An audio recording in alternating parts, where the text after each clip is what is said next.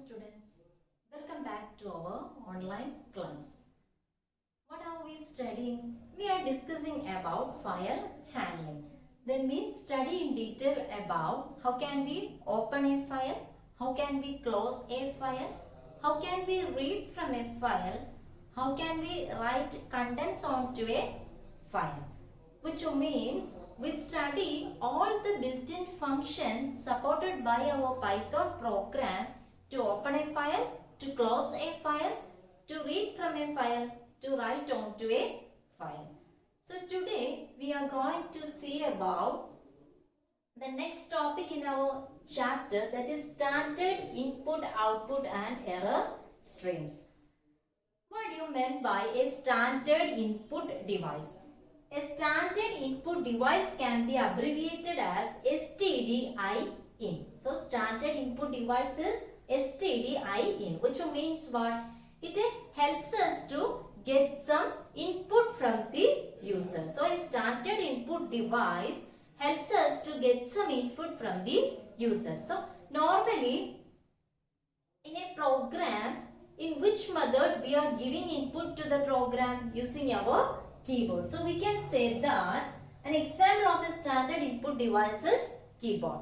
Next is standard output device. Standard output device means using which device we are displaying the output of a particular program to the user. Such devices are known as standard output device. Its abbreviation is STD out, and one of the example of a standard output device is monitor.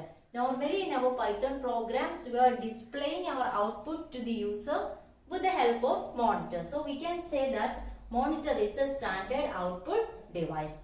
Next is standard error device. Its abbreviation is STDERR. So standard error device means STDERR. What does it mean? In a program,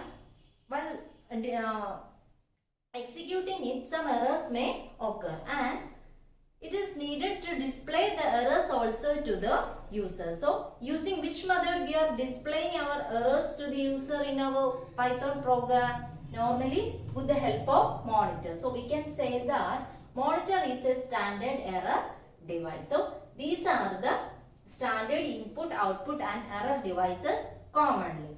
When it comes to Python, the standard devices are implemented as files called the standard stream. So when it comes to Python, all of the input, output as well as error devices are implemented using files. So that files are called the standard streams.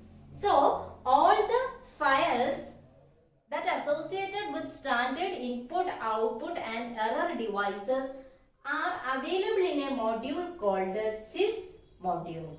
So we can say that all the standard devices are implemented in Python with the help of a file called the standard streams, and this file is available in which module? In our sys module. Now we can see the three functions which helps to get input from the user as well as to display the output and to display the error to the user. What are they? The first one is sys.stdin.read. So this function is used to get the input from the user or to read the input from the user. Normally in order to get input from the user, we are using a keyboard. Next is sys.stdout.write, which means this function is used to display the output to the user. So normally we are using a monitor to display our output to the user. And the last function is sys.stderr.write. Here also we are displaying our error messages to the user. And for that also we are using a monitor. So we can say that what are the three functions available in this sys module which helps us to get input from the user, also to display our output and error messages to the user. What are they? They are sys.stdin.read, sys.stdout.write, and the last one is sys.stderr.write. So these are the three functions available in our sys module. Then what is the peculiarity of the sys module? All the standard input, output and error devices are implemented in Python in the form of files. Such files are called as standard strings, and all the standard strings are available in a module called a sys module. Now we can see in detail with the help of a program how these functions work. Now we can look at some examples of how the standard input, output and error strings work in Python. Look at our first example. So in order to use all the functions under the sys module, we have to import our sys module first. So that is import sys, which means what? Here we are importing our sys module, then we can use all the three functions available in that module.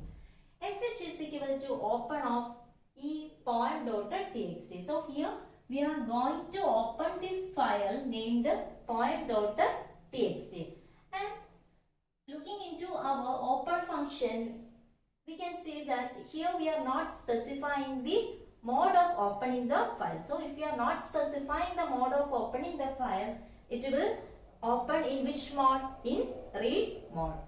Next is line 1 is equal to fh.readline. So what is the importance of the readline function, which is used to read our file line by line? So here the first line of the file poem.txt will be read by the function and it's stored into line 1. Next is line 2 is equal to fh.readline. Here the second line of the file poem.txt will be read and which is stored into line 2. Next is sys.stdout.write of line 1. So here we are going to display our output with the help of our sys.stdout.write function. So what will display on the output screen? Suppose these are the contents available in the file poem.txt, that is hi in the first line and hello in the second line. Then whatever thing will display on our output screen? Hi, hello, then sys.stderr.write no error. So that also will display on the output screen. And the things to remember is, if you are implementing a program like this, first of all, it will keep three files named stdin, stdout and stderr. So whenever we try to implement a program using the import sys module, it will keep three files internally. What are they? stdin, stdout, stderr. And whatever things we are going to write with the help of stdout function will store in the stdout file. So what is the first content stored in this file? Hi. Then we are trying to write the second line also, that is hi, hello will store in the stdout file. Next is we are going to write some content with the help of stderr function. So that will store in the file named stderr. So what will store here? No error. Suppose with the help of file handle I am closing the program, then what will display on the output screen is what all contents are present in the stdout file and the stderr file. That will display on the output screen as the output of our program. That is why here we get the output like this. Now look into our second example. So here also I am importing the sys module, import sys. Next is a is equal to sys.stdin.read of 3. Here we are going to see the working of the third functions, that is the read function. Suppose a user is giving the input like this: 1, 2, 3, 1, 2, 3, 4, 5, 6, 7, 8, 9. So a user give as input like this. So what is our aim? stdin.read of 3. So the first 3 characters only will be read by this function, and which is stored into which file? which is stored into the file named stdin, that is 1, 2, 3. Next is sys.stdout.write of a. So whatever thing we read is stored inside the variable a. Now we are going to write it with the help of stdout.write function. So I told you it will automatically store to which file? The stdout file. So that is stored here 1, 2, 3. Next is b is equal to sys.stdin.read of 5. Here we are going to read the next 5 characters. So here our pointer is now here. So the next 5 characters will be read by this function, and which is stored into which file? stdin file. Now sys.stdout.write of b. So what happened actually is this b is stored into the stdout file. So what content is now in the stdout file? 1, 2, 3, 1, 2, 3, 4, 5. Next is sys.stderr.write of no error. So here we are using stderr.write. So that content will store onto which file? stderr file. What will store? No error will be stored there. Now I am going to show you whatever things will display on the output screen at the end of this program. So at the end of this program, whatever things are stored inside our stdout file as well as stder file, or the things which is currently present in the stdout file and stder file will automatically display on the output screen. So what is our output? Our output will be like this: 1, 2, 3.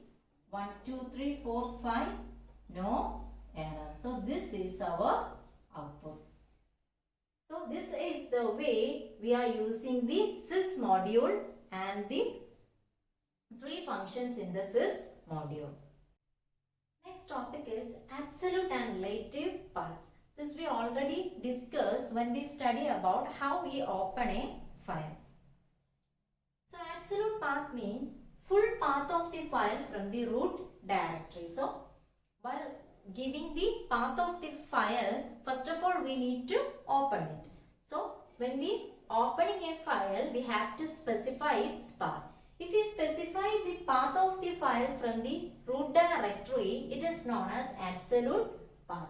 Next is relative path. Relative path means suppose we are now in a particular directory. That directory will be our working directory. Then path of the file from the current working directory is known as its relative path.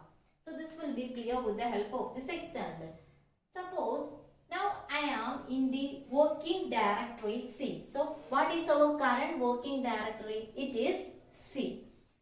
Now I am going to show you the absolute path of F. What is the absolute path of F? How we can write it? Specify it from the root directory. So E, in our E folder, there is another folder named C, and inside the C folder we have our file, that is F. So this is the absolute path of the file F. Now I am going to show you the relative path of the file F from the working directory C. I told you now I am in the directory C. So it becomes our current working directory. So in order to represent the current working directory, we can use a dot symbol, which means the dot symbol means in which directory we are now, that is represented by this dot symbol. So dot backslash. This dot means now I am in the working directory C. So this dot backslash then F. So this is the relative path of the file F from which current working directory? From the current working directory C. Suppose I am in the working directory A now. Now I need to get the file E. So now I am in A and I need to get to which file? The file E. So how can we specify the absolute path and relative path? What is the absolute path of E? E, A, then F. This is the absolute path. Then what is the relative path of E? Specifying A as the current working directory. So if we are in which working directory, it is denoted by a dot symbol. So dot backslash, which means now we are in A, then specify the file, that is E. Now I told you the current working directory is denoted by a dot symbol and its parent directory is denoted by two dot symbols.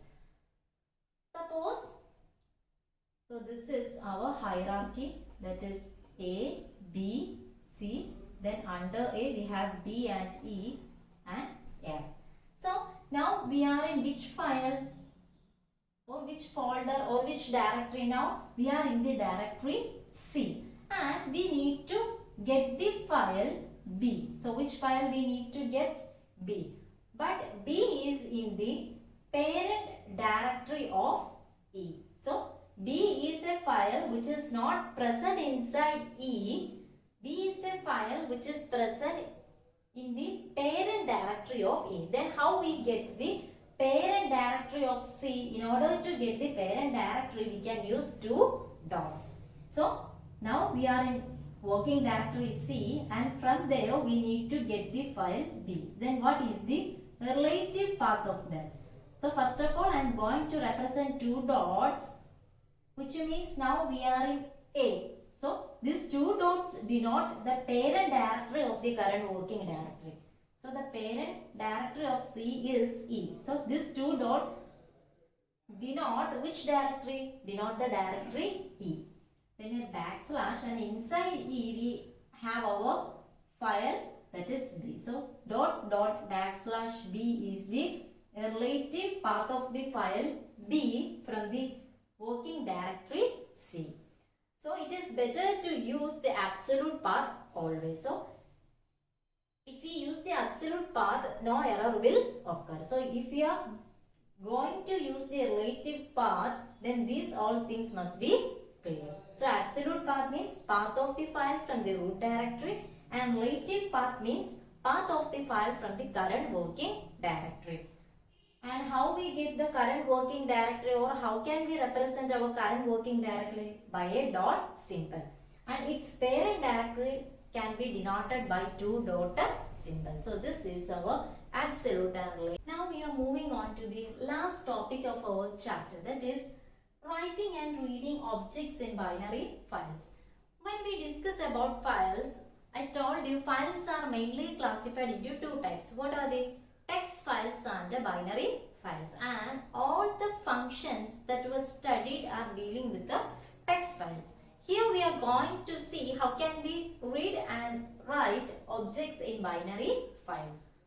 First of all, we can see what is the specialty of a binary file. A binary file means it stores objects as byte strings. So what is the peculiarity of a binary file? It always stores its content as byte strings. So for more clarity, we can say that some objects have some specific structure and this structure must be maintained while storing or accessing them. So it is easy with the help of the binary file. So objects having some specific structure, it must be maintained while accessing or storing them, and this will be maintained by our binary files. We have studied about the write function in case of text files. What is its peculiarity? With the help of the write function, we can write only strings. So the other data objects such as list, tuple, dictionary, etc. cannot be write with the help of this write function. So if you want to write any other object such as list, tuple, dictionary, etc., the first thing we need to do is, first of all, we must convert this list, tuple or dictionary into string. Then only we can write it with the help of our write function. So one of the disadvantages of the text file is that it can write only strings. and the other data objects such as list, tuple, dictionary, etc. cannot be written by the write function in the text file. If you want to write it, we must convert it into string. Then only we can write our list, tuple, dictionary, etc. So if we are using this binary file, the data objects of any structure can be easily written. So there is no need to convert it into string if we are using binary files. Binary files have a property that it automatically serializes the data objects into byte string. In case of Python, there is a module called the pickle which deals with the binary file. So if you want to deal with the data objects such as list, tuple, dictionary, etc. First of all, you need to import this module called pickle module in your program. Then we can easily deal with the data objects such as list, tuple and dictionary. So, while discussing about the pickle module, you need to know about two terms. The first one is pickling and second one is unpickling. Pickling is also known as serialization and unpickling is also known as deserialization. So pickling means what? It means the Python object will automatically converted to byte stream by this pickling. So pickling is a process which automatically converts the Python object to byte string. Next is unpickling. Unpickling, it is also known as deserialization. It means what? It is the process which convert the byte stream into our Python object. So the data objects such as list, tuple and dictionary can be stored and accessed easily if we are using binary files. So in order to use binary files, we must import a module called the pickle module. Then there is some property of the pickle module, that is pickling and unpickling. Pickling means this Python object such as list, tuple, dictionary or any other data objects which is converted into a byte stream and will store in our binary file. So in order to access the data from the binary file, we can use the unpickling process. This unpickling means what? This byte stream is converted back to our Python object. So this will be more clear with the help of our program. Now we can see some examples. Now we can see in detail about the pickling process. So writing instances or writing some content onto a binary file is known as pickling. And there is a built-in function called dump function which help us to deal with the pickling process. Then the dump function is available in which module? In our pickle module. So there is a function called the dump function in our pickle module which helps us to write our instances or content to our binary file.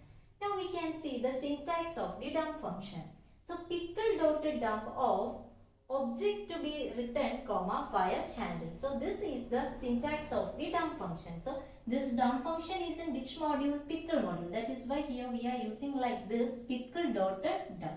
Object to be written. Object to be written means it can be a list, it can be a tuple, it can be a dictionary or it can be a data object which is of any type. Next is file handle. So all the contents we are going to store inside a file. So first of all, the file must be opened and stored inside the file handle. That is denoted by this file handle. This will be clear with the help of this example. Import the pickle. So whenever we are going to deal with binary file, you must import our pickle module. So import pickle must be our first line of the program. Next is f is equal to open of myfile.dat wb. So here we are dealing with the binary files. So here we are specifying the mode like this wb. Wb means write binary. Next is we are going to open a file named myfile.dat and which is stored inside the file handle f. D1 is equal to name, RAM, roll number 1. So here we are going to write a dictionary into our binary file. What is the peculiarity when we open a file in write mode? When we open a file in write mode, if such a file already exists, that file will be overwritten. If such a file doesn't exist, the new content will be added to our file. Suppose we doesn't have a file named myfile.dat, then what will happen? A new file named myfile.dat will be created, and whatever contents we are trying to write with the help of this program will automatically stored as the content of that file. So pickle.dump of d1, f. So here we are going to write our instance with the help of the dump function d1, f. So this is our syntax. Pickle.dump of object to be written file handle. So d1 means name, RAM, roll number 1 will be stored into our binary file myfile.dat. Next is d2 is equal to name, Mohan, roll number 2. Again we are declaring another dictionary, and that is also writing onto the file myfile.dat with the help of dump function, that is pickle.dump of d2, f. Then we close the program. Now what will be the content of the file myfile.dat? What will be its content? Its content will be name, RAM, roll number 1. Next is name, Mohan, roll number 2. This will be the content of the file myfile.dat. Look at this extension also, dat. Dat specified that it is not a text file. If it is a text file, what must be its extension? Its extension must be txt. So if you are dealing with any other files, we must import the pickle module, and while writing the mode inside the open function, the letter B must be there, which denote it is a binary file. When only we are dealing with binary files, we can able to write dictionary, tuple, etc. into our file. Otherwise, we can write strings only. Let us see how can we read instances from a binary file. So, reading instances from a binary file is known as unpickling, and there is a function or method in our pickle module called load function, which help us to read the instances from a binary file. Let us look at the syntax of the load function. Object is equal to pickle load of file handle. So from which file we need to read our content, it must be opened and stored onto a file handle that is denoted by fh. Then pickle.load of fh means we can read the content of the file. This will be clear with the help of this example. So what is our first line? Import pickle. Next is f is equal to open of myfile.datrb. So here we are dealing with binary file, and in order to open a binary file, what is its mode? RB. What is our file name? myfile.dat. Now what is the content of the file? These two are the content of the file myfile.dat. Next is d1 is equal to pickle.load of f. So using our file handle f, we are reading or loading the first line of our binary file into the object d1.